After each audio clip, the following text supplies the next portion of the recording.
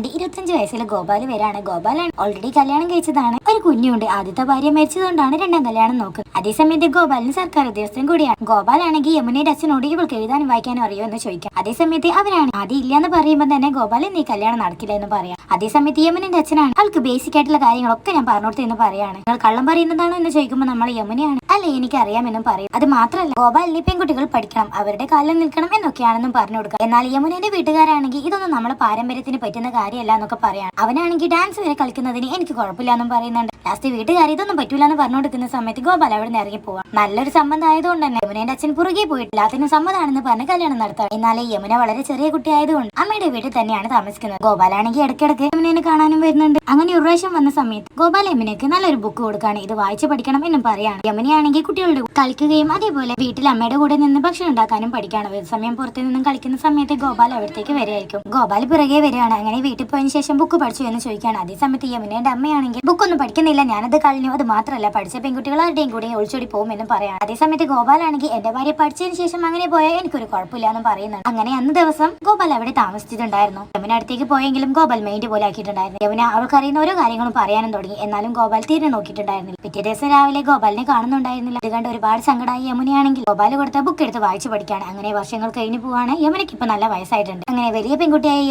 കാണാൻ ഇവിടെ ഗോപാലിന്റെ Yamuna first night ആണ് ഇന്ന്. എന്നാലേ പെട്ടെന്ന് യമുന കരയുന്ന കണ്ട് ഗോപാലും അവള് പേടിച്ചിട്ടായിരിക്കുമെന്ന് വിചാരിച്ച് നീ കിടന്നുറങ്ങിക്കോ എന്ന് പറയാം. അതേസമയത്ത് യമുനയാണെങ്കിൽ ഇപ്പോഴും ഇവർക്ക് എന്റെ നേരെ ദേശാണോ എന്ന് ചോദിക്കാണ്. അതേസമയത്ത് അവളാണെങ്കിൽ എനിക്ക് ഇംഗ്ലീഷ് അക്ഷരമാലയൊക്കെ അറിയാമെന്ന് പറയാം. ഗോപാലാണെങ്കിൽ എങ്ങനെ ഒരു 10 വരെ എണ്ണാൻ അറിയുമെന്ന് ചോദിക്കുന്നുണ്ട്. അല്ല എനിക്ക് മുഴുവനായിട്ടും അറിയാന്ന് പറയാണ്. പെട്ടെന്ന് പുറത്ത് അവളുടെ അമ്മ നിൽക്കുന്നുണ്ടെന്ന് മനസ്സിലാക്കി ഗോപാൽ കട്ടിലെ അനക്കിയിട്ട് യമുന എന്നോട് പറയാൻ വേണ്ടി പറയാണ്. അവള് മുഴുവനും പറയുന്നത് കണ്ട് ഗോപാലിന് തന്നെ ഒരുപാട് സന്തോഷമാവാണ്. അതേസമയത്ത് യമുനയാണെങ്കിൽ എന്നെ വിട്ട് പോകാൻ പാടില്ല എന്ന് പറഞ്ഞ് അവളുടെ മുന്താണിക്ക് ഗോപാലിന്റെ ഡ്രസ്സ് കണക്ട് ചെയ്ത് കെട്ടുകയാണ്. എന്നിട്ട് ഗോപാലാണെങ്കിൽ എനിക്ക് നിന്നോട് ഒരു ദേഷ്യമില്ല എന്നും കൂടെ പറയാണ്. എനിക്ക് ഇവിടുന്ന് ട്രാൻസ്ഫർ കിട്ടി, നമ്മൾ രണ്ടുപേരും ഒന്നിച്ചാണ് ഇനി പോകുന്നത് എന്നും പറഞ്ഞിട്ട് ഗോപാലിന്റെ കൂടെ യമുനയും പോയിട്ടുണ്ടായിരുന്നു. പോകുന്ന വഴിക്ക് യമുനയാണെങ്കിൽ നിങ്ങൾക്ക് എങ്ങനെ എന്നെ വിട്ട് പോകാൻ തോന്നി എന്ന് പറയുമ്പോൾ ഗോപാല് സോറി പറയുമ്പോൾ എനിക്ക് മനസ്സിലായില്ല എന്ന് യമുന പറയുമ്പോൾ അത് ഞാൻ മാപ്പ് ചോദിച്ചതാണ് ഇംഗ്ലീഷിൽ, അത് മാത്രമല്ല നീ ഇറ്റ്സ് ഓക്കെ എന്നും പറയണമെന്ന് പറഞ്ഞു കൊടുക്കാം. അങ്ങനെ രണ്ടുപേരും കൂടെ വീട്ടിലേക്ക് എത്തിയ സമയത്ത് ആ വീട്ടിൽ ഒരുപാട് പുസ്തകങ്ങൾ കാണാണ്. പിന്നീട് അവർ രണ്ടുപേരും കൂടെ വീട് വൃത്തിയാക്കാണ്. അത് മാത്രമല്ല ബുക്കിന് വേണ്ടി നേരത്തെ ഒരു ഷെൽഫും റെഡിയാക്കി എടുക്കാണ്.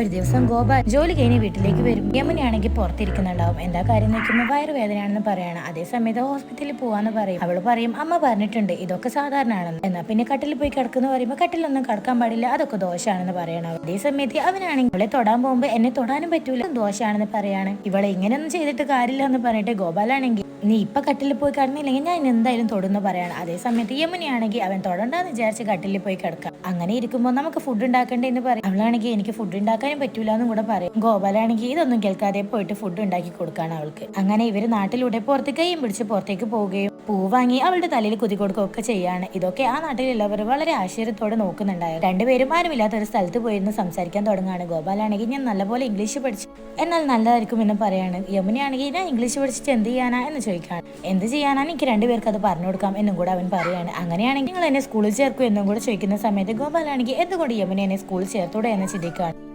ഗോപാലിന്റെ ആദ്യത്തെ ഭാര്യ അച്ഛൻ മരണപ്പെട്ടതുകൊണ്ട് തന്നെ ഗോപാലും അതേപോലെ യമുനയും ആ നാട്ടിലേക്ക് പോവാണ്. തന്റെ മകനും അമ്മായിയമ്മയും അവിടെ ഒറ്റക്കായതുകൊണ്ട് ട്രാൻസ്ഫർ വാങ്ങി സ്ഥിരമായിട്ട് അവിടെ പോയി നിൽക്കും. പിന്നീട് യമുനയാണെങ്കിൽ അവിടെ ഉണ്ടായിരുന്ന ആ ഒരു അമ്മയോടും അതേപോലെ ഗോപാലിന്റെ മകനോടും നല്ലപോലെ പെരുമാറി ഒരു കുടുംബം പോലെ അവിടെ ജീവിക്കാൻ തുടങ്ങാണ്. എന്നാൽ ഗോപാൽ പോകുന്നതിന് മുന്നേ പണികളെല്ലാം ചെയ്യുന്ന യമുനയ്ക്ക് പഴയതുപോലെ പഠിക്കാൻ പറ്റുന്നുണ്ടാവില്ല. ഗോപാൽ ഇതിനെ കുറിച്ച് ചോദിക്കുന്ന സമയത്ത് യമുനയാണെങ്കിൽ എനിക്ക് ഇവിടെ ഒരുപാട് ജോലിയുണ്ട്, അത് മാത്രമല്ല പഠിച്ചിട്ട് എന്താക്കാനാ എന്നൊക്കെ പറയും. ദേഷ്യം വന്ന ഗോപാലാണെങ്കിൽ യമുനയോട് പോയി കിടക്കാൻ പറയാണ്. അതേസമയത്ത് മകനെയും വഴക്ക് പറയാണ്. പിറ്റേ ദിവസം രാവിലെ അമ്മായിയമ്മേനോട് നിങ്ങൾക്ക് ഈ പണിയെടുത്തൂടെ എന്ന് ചോദിക്കുന്ന സമയം അവര് പറയും മോനെ ഞാനൊരു വിധവയാണ്, എനിക്ക് വീട്ടു ജോലികൾ ചെയ്താൽ അത് നിങ്ങൾക്ക് കൈത്താണ് എന്നും പറഞ്ഞു കൊടുക്കാം. ഗോപാലൻ ദേഷ്യം വന്ന് വീട്ടിൽ എല്ലാ പണിയും ചെയ്തതിന് ശേഷമായിരിക്കും പണിക്ക് പോകുന്നുണ്ടാവുക. ഇനി എനിക്ക് പഠിക്കാൻ പറ്റൂലേ എന്നും കൂടെ ചോദിക്കുന്നുണ്ടാവും. രാത്രി വരുന്ന സമയത്ത് യമുന ക്ഷീണിച്ച് ഉറങ്ങുന്നുണ്ടാവും. നീ ഇന്ന് പഠിച്ചു എന്ന് ചോദിക്കുമ്പോൾ യമുന ഇല്ല എന്നും പറയാണ്. ദേഷ്യം വന്ന ഗോപാല ഒരു വടിയെടുത്ത് അവളെ അടിക്കാൻ വേണ്ടി വരികയാണ്. അതേസമയത്ത് അമ്മയമ്മ ഇടക്ക് കയറി വരാണ്. അവള് പ്രഗ്നന്റ് ആണ് എന്നും കൂടെ പറയാണ്. ബാക്കി പാർട്ടിനായിട്ട് ഈ ചാനൽ ഒന്ന് സബ്സ്ക്രൈബ് ചെയ്യാൻ മറക്കല്ലേ.